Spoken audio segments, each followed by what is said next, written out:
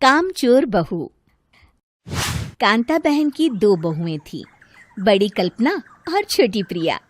कल्पना का जैसा नाम वैसा ही काम। सारा दिन कल्पनाओं में रहती, ना कोई काम करती न कोई धाम। अरे कल्पना बहू, जरा अच्छी सी चटनी पीस दे, आज कुछ मजेदार खाने का मन है। पेट में जलन हो जाएगी माँ जी बुढ़ापे में, और वैसे भी मेरा काम करने का वक्त शाम का है, अब प्रिया को ही बोल दो। इतना कहकर कल्पना वहां से चली जाती है। कांता कल्पना के ऐसे रवैये से काफी परेशान रहती हैं। मैं बना देती हूँ माँ चटनी। ऐसा बोलकर प्रिया माँ को चटनी बनाकर प्लेट में खाने को देती है कि तभी वहाँ कल्पना आ जाती है। अरे वाह चटनी, जरा चख कर तो देखूं, बड़े दिन हो गए। अरे नहीं बहू, तू तो रहने ही दे चटनी खाना, पेट में जलन हो जाएगी।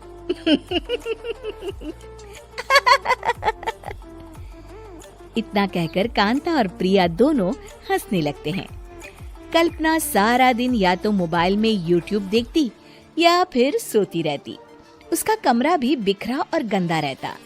एक दिन कल्पना का पति अशोक उससे कहता है, अरे कल्पना, जानवर भी उस जगह को साफ कर लेता है जहाँ वो बैठता है, तुम तो इंसान हो, कैसे इतने गंदे कमरे में रह लेती हो?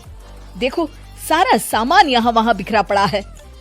ज्यादा अपनी माँ का बोल ना बोलो। हाँ, कमरा तुम्हारा भी तो है, गंदा लग रहा है तो साफ कर लो। पता नहीं तुम्हारे साथ मैं कैसे जिंदगी बिताऊंगा। इतना कहकर अशोक वहाँ से चला जाता है। कल्पना बस खाना खाने कमरे से बाहर आती और फिर से कमरे में चली जाती। इससे कांता बहन काफी परेशान रहती। एक दिन प्रिया कांता से कहती है, माँ, मैं सारा दिन काम करके थक जाती हूँ, आप कल्पना दीदी से कहिए ना कि सुबह और शाम का काम बांट ले। मैं तो अब सिर्फ एक वक्त का ही काम करूँगी। हाँ। अरे तू वो भी ना करना, एक बहू तो कामचोर थी ही, दूसरी भी आ गई काम ना करने के बहाने लेकर। तभी वहाँ प्रिया का पति रमेश आ जाता है। माँ, मैं देख रहा हूँ भाभी कोई काम नहीं करती, प्रिया सारा दिन घर और रसोई का काम करती है, अब कुछ करो ना माँ। कांता मन में कुछ सोचती है और कल्पना के पास जाती है। कल्पना फोन पर मेकअप करना देख रही होती है। कल्पना, तुम सारा दिन बस मोबाइल देखती हो, घर का कोई काम भी कर लिया करो। प्रिया सारा दिन काम करके थक जाती है।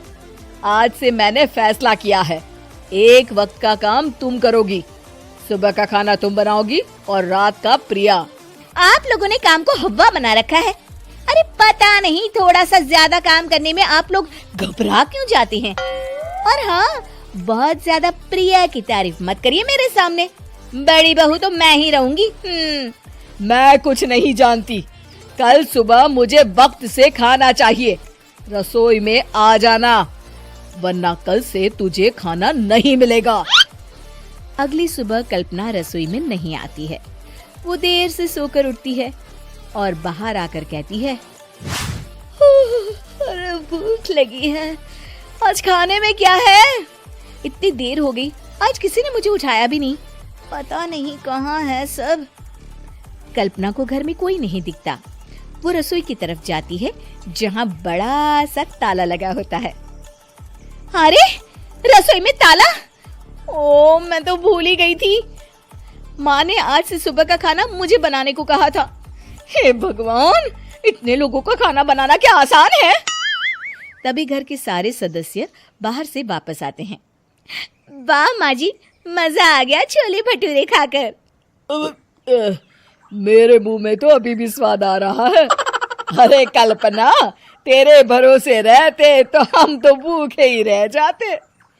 कल्पना को बहुत गुस्सा आ जाता है। अब बहुत हो गया, आज से मैं अपनी रसोई अलग कर रही हूँ, मैं अपना खाना खुद बना लिया करूंगी।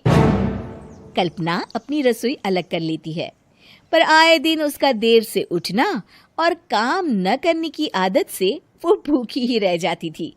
उसी के सामने घर के लोग अच्छे अच्छे पकवान खाते और कामचोर कल्पना को जैसे तैसे ही खाना बनाकर खाना पड़ता। पर एक दिन तो हद ही हो गई। माँ, दीदी आज सुबह से कमरे से बाहर नहीं निकली, हमें जाकर देखना चाहिए।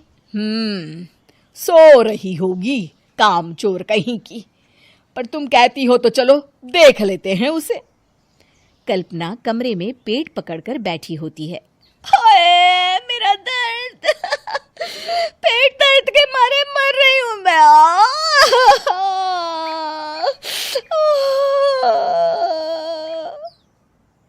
अरे दीदी, क्या हुआ?